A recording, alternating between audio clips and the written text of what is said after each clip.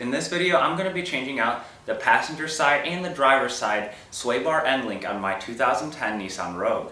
If you haven't already, don't forget to comment, like, and subscribe. Check out my channel content for more, and hey, have fun. On the 2010 Nissan Rogue, the sway bar end link ball and socket came out, and it was due to a boot that probably just got worn over time. Obviously this happens, but it shouldn't just come right out of the socket. As you can probably tell, they are rusted, which is just old. It's from 2010 and it's 2021 right now, so about 10 years. With that being said, I'm going to replace the driver's side sway bar end link, and it is the same for the passenger side as well, same procedure, just things will be reversed instead of on the direction of the driver's side. Now keep that in mind when you are doing the passenger side as well. Always replace these in pairs, and hey, let's get to it. Start by pushing down the emergency brake to ensure that the car doesn't roll back. I'm going to lift the car up so just the wheel is off the ground. Place a jack stand underneath the vehicle.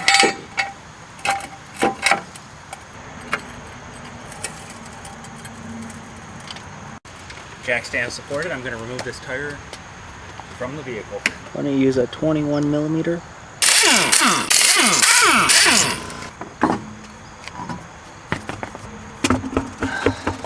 Replace the sway bar end link, same procedure on both sides, so I'm just going to show you this side. This sway bar end link actually is broken.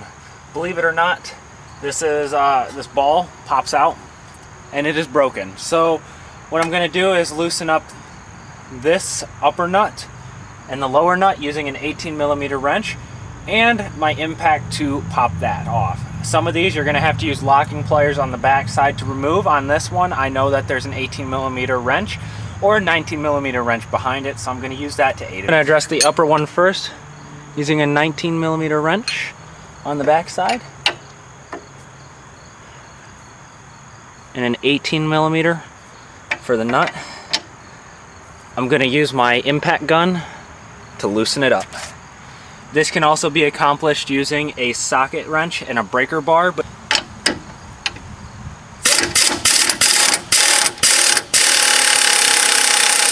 because I can't get the impact wrench on the back side of this nut here, I know it's a little dark, I'm going to use my breaker bar and an 18 millimeter socket to loosen it. I'm gonna push down. There we go. Sweet. Using a 19 millimeter to hold the actual joint itself, I'm going to use my ratchet and just remove it. Like that. Now the nut is removed. Using the same floor jack I just lifted the car with, I'm going to place it just underneath the rotor.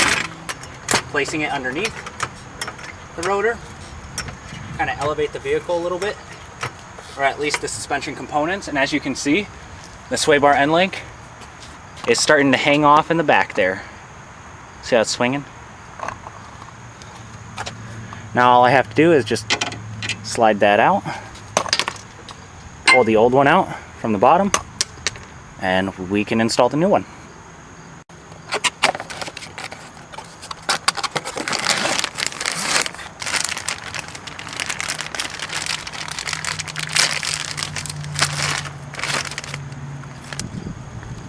Now I can remove this one, pull that out, move this one, pull it off.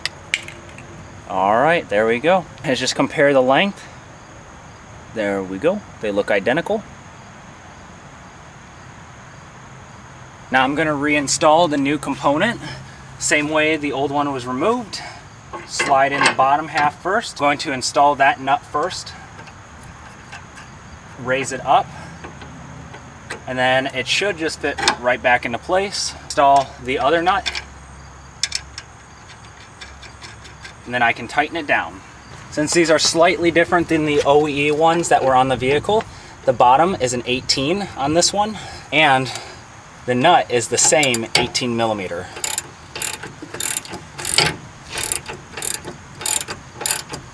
And I'm just going to tighten that down until it's tight. You just want to make sure they're tight. Moving to this top one, Using that same 18 millimeter, I'm gonna find those flats and tighten it down. I'm gonna tighten this till it's tight, and then pull the wrench off, and there, it's on. The jack from the rotor.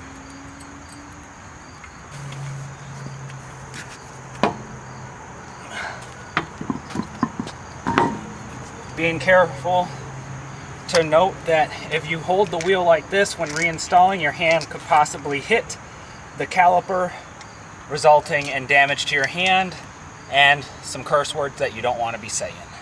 Reinstall the lug nuts. Always start lug nuts by hand. I don't like torque sticks, but I use them differently than other people. What you do, in this case, what I do with torque sticks is I use them to just run down the lug nuts.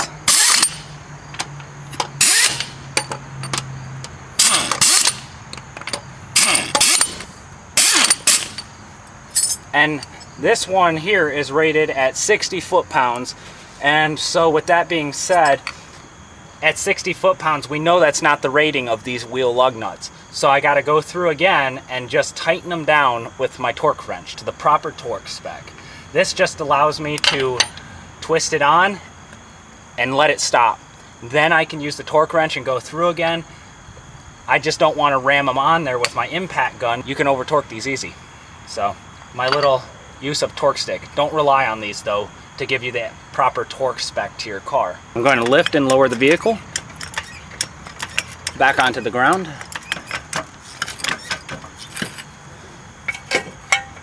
Removing the jack stand. Now I'm going to lower the vehicle so the wheel just barely touches the ground. Grab my torque wrench and go through all the lug nuts. With the torque wrench set to 80 foot-pounds, I'm going to torque. See how much movement there still is from using the torque stick?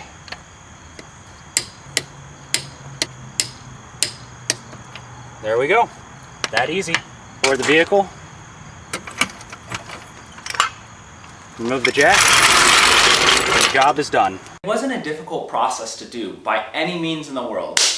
I mean, even with a little arm strength, that thing can come right off. The rust is what is going to make it difficult. My impact was really pushing to get it out, but it got it away from me freely. I've got new sway bar end links, and I've got other things I have to do to the car as well.